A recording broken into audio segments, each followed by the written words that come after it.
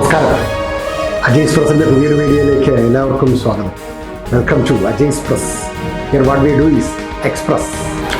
നിരോധിക്കപ്പെട്ട പോപ്പുലർ ഫ്രണ്ടിൻ്റെ രാഷ്ട്രീയ പാർട്ടിയാണ് SDPI എന്ന് നമുക്കെല്ലാം അറിയാം. എന്നാൽ EDയും കേന്ദ്ര ഗവൺമെൻറ്റും അറിഞ്ഞത് ഇപ്പോൾ മാത്രമാണ്. ആയിരിക്കാനിടയില്ല. രണ്ടു കൂട്ടരും തമ്മിലുള്ള ഒരു ബന്ധം സ്ഥാപിച്ചെടുക്കുവാൻ കുറച്ച് നാളെങ്കിലും ആയിട്ടുണ്ട് കേന്ദ്ര ഗവൺമെൻറ് ശ്രമിച്ചുകൊണ്ടാണ് ഇരിക്കുന്നത് എന്ന് വേണം മനസ്സിലാക്കുവാൻ. ഇപ്പോൾ അവരുടെ ദേശീയ നേതാവ് MK ഫൈസിയെ ED കഴിഞ്ഞ ദിവസം ബാംഗ്ലൂരിൽ വെച്ച് അറസ്റ്റ് ചെയ്തപ്പോഴാണ് വീണ്ടും SDPI PFI ബന്ധം ചർച്ചയാകുന്നത്. ഈ അറസ്റ്റോടുകൂടി ഇവർ തമ്മിലുള്ള ബന്ധം കൂടുതൽ മറനീക്കി പുറത്തു വന്നിരിക്കുകയാണ്.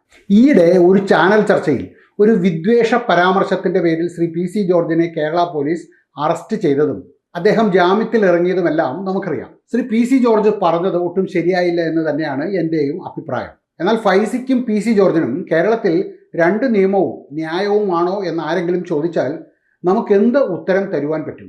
CAA NRC സമരം കൊടുമ്പിരി കൊണ്ടിരിക്കുന്ന കാലഘട്ടത്തിൽ കോഴിക്കോട് ബീച്ചിൽ വെച്ച് MK ഫൈസി എന്ന ഈ മഹാൻ നടത്തിയ ഒരു പ്രസംഗം ഒന്ന് കേട്ടു നോക്കൂ. എന്നിട്ട് നിങ്ങൾ തന്നെ പറയൂ, ഇത് വിദ്വേഷ പ്രസംഗമാണോ, അതോ മതസ്പർദ്ധ വളർത്തുന്ന പ്രസംഗമാണോ, അതോ കൊലവിളിയാണോ എന്ന്. അങ്ങനെ ഈ രാജ്യത്തെ മഹാഭൂരിഭാഗം വരുന്ന ജനങ്ങളെ ഭീഷണിപ്പെടുത്തുന്ന ഒരു നിയമം ഉണ്ടാക്കിയിട്ട് അമിത്ഷാ പറയുകയാ ഭയപ്പെടേണ്ട.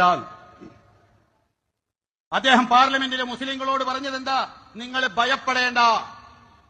ഞങ്ങൾ ചോദിക്കട്ടെ, ആർക്കാണ് നിങ്ങളെ ഭയം? ആർക്കാണ് നിങ്ങളെ ഭയമുള്ളത്?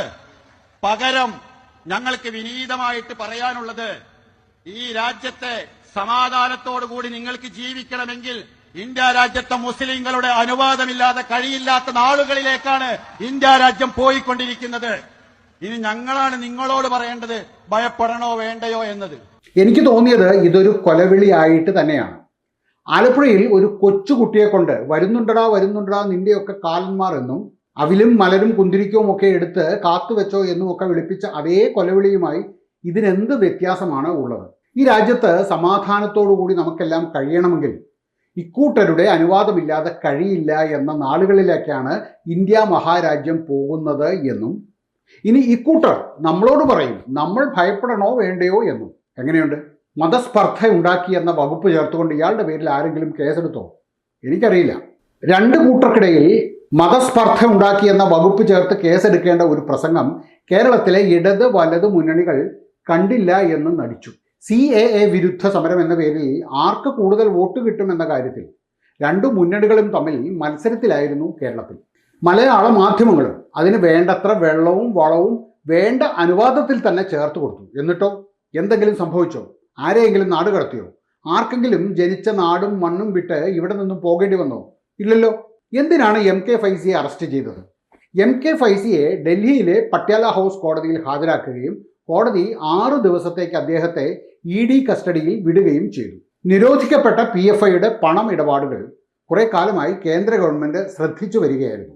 ഫൈസിയെ EDയുടെ കസ്റ്റഡിയിൽ കിട്ടുന്നതിനായി ED ചില ഞെട്ടിക്കുന്ന വിവരങ്ങളാണ് ഇപ്പോൾ പുറത്തുവിട്ടിരിക്കുന്നത്. SDPIയും നിരോധിക്കപ്പെട്ട പോപ്പുലർ ഫ്രണ്ടും ഒരേ മുന്നണി തന്നെയാണ്. മാത്രമല്ല PFIയിൽ നിന്നും ഫണ്ട് SDPIയിലേക്ക് ട്രാൻസ്ഫർ ചെയ്തിട്ടുണ്ട് എന്നുമായിരുന്നു EDയുടെ പ്രധാന വാദങ്ങൾ. EDയുടെ റിമാൻഡ് നോട്ടിലെ ചില വിവരങ്ങൾ PFI എങ്ങനെയാണ് SDPIയെ തങ്ങളുടെ ഒരു രാഷ്ട്രീയ വിങ് ആക്കിക്കൊണ്ട് തങ്ങളുടെ അജണ്ട ഇന്ത്യയിൽ എങ്ങനെയാണ് നടപ്പാക്കേണ്ടത് എന്നതിന് ഉപയോഗിക്കുകയായിരുന്നു എന്നും പറയുന്നുണ്ട്. റിമാൻഡ് നോട്ടിൽ ED കൊടുത്തിരിക്കുന്ന ചില ഞെട്ടിക്കുന്ന വെളിപ്പെടുത്തലുകൾ ഇപ്രകാരമാണ്. 1. പിടിച്ചെടുത്തിരിക്കുന്ന ഡോക്യുമെന്റ്സ് വെളിവാക്കുന്നത് SDPI നിരോധിക്കപ്പെട്ട പോപ്പുലർ ഫ്രണ്ടിൻ്റെ ഒരു മുന്നണി സംഘടന തന്നെയാണ് എന്നാണ്.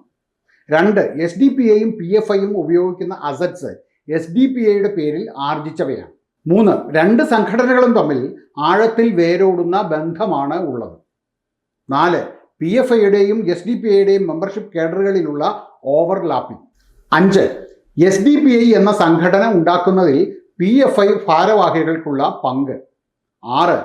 രാജ്യദ്രോഹ പ്രവർത്തനങ്ങൾ PFI SDPIയിലൂടെ നടത്തുന്നു. 7.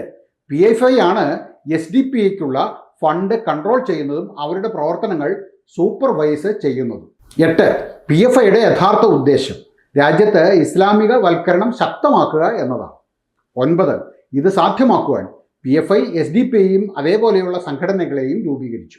പോപ്പുലർ ഫ്രണ്ടിന്റെ നിരോധനവും നേതാക്കളുടെ അറസ്റ്റും ഉണ്ടായപ്പോഴും കേരളത്തിൽ പോപ്പുലർ ഫ്രണ്ടിന്റെ അണികൾ ഭൂരിഭാഗവും SDPIയിലേക്ക് ചേക്കേറി എന്ന വസ്തുത എല്ലാവർക്കും അറിയാമായിരുന്നു. എന്നാൽ SDPI ഒരു ഇലക്ഷൻ കമ്മീഷൻ അംഗീകാരമുള്ള പാർട്ടി ആയതുകൊണ്ട് തന്നെ നിരോധനം അതത്ര എളുപ്പമല്ല എന്ന് എല്ലാവർക്കും അറിയാമായിരുന്നു. അധികാരികൾ ഇവരുടെ പ്രവർത്തനങ്ങളെ സസൂക്ഷ്മം നിരീക്ഷിച്ചു വരികയായിരുന്നു എന്ന് വേണം കരുതുവാൻ. ഈ രണ്ട് സംഘടനകളും തമ്മിൽ ബന്ധമുണ്ട് എന്ന് വന്നാൽ SDPIയുടെ കാര്യവും കഷ്ടത്തിലാകും. ഇപ്പോഴത്തെ നിലവച്ച് EDക്ക് അത് തെളിയിക്കുന്ന രേഖകൾ ലഭിച്ചിട്ടുണ്ട് എന്ന് വേണം കരുതുവാൻ. SDPIയും പോപ്പുലർ ഫ്രണ്ടും ഒന്നാണ് എന്ന് പറയുമ്പോൾ പോലും അതിനെക്കുറിച്ച് കേരളത്തിൽ ആരും ആശങ്കപ്പെടുന്നില്ല. പാലക്കാട് ഉപതെരഞ്ഞെടുപ്പ് കോൺഗ്രസ് ജയിച്ചു കഴിഞ്ഞപ്പോൾ ആദ്യം ആഹ്ലാദ പ്രകടനം നടത്തിയവർ SDPI ആയിരുന്നു. എന്നാൽ SDPIയെ തള്ളിപ്പറയുവാൻ അപ്പോഴും UDF തയ്യാറായതായി കണ്ടില്ല. ഇടത് വലതു മുന്നണികൾ കേരളത്തിലെ പല തദ്ദേശ സ്വയംഭരണ സ്ഥാപനങ്ങളിലും SDPIയുമായി പരസ്യമായും രഹസ്യമായും ബാന്ധവം ഉണ്ടാക്കിയതായും കേരള സമൂഹം കണ്ടതാണ്. പക്ഷേ മാധ്യമങ്ങൾ പോലും ഇത് വേണ്ട വിധം ചർച്ച ചെയ്തില്ല എന്ന് മാത്രമല്ല, ഇങ്ങനെയുള്ള ഗ്രൂപ്പുകളെക്കുറിച്ച് മനോരമ ന്യൂസിലെ ഷാനി പ്രഭാകരൻ പറഞ്ഞതൊന്നും കേരളം മറന്നിട്ടുമില്ല.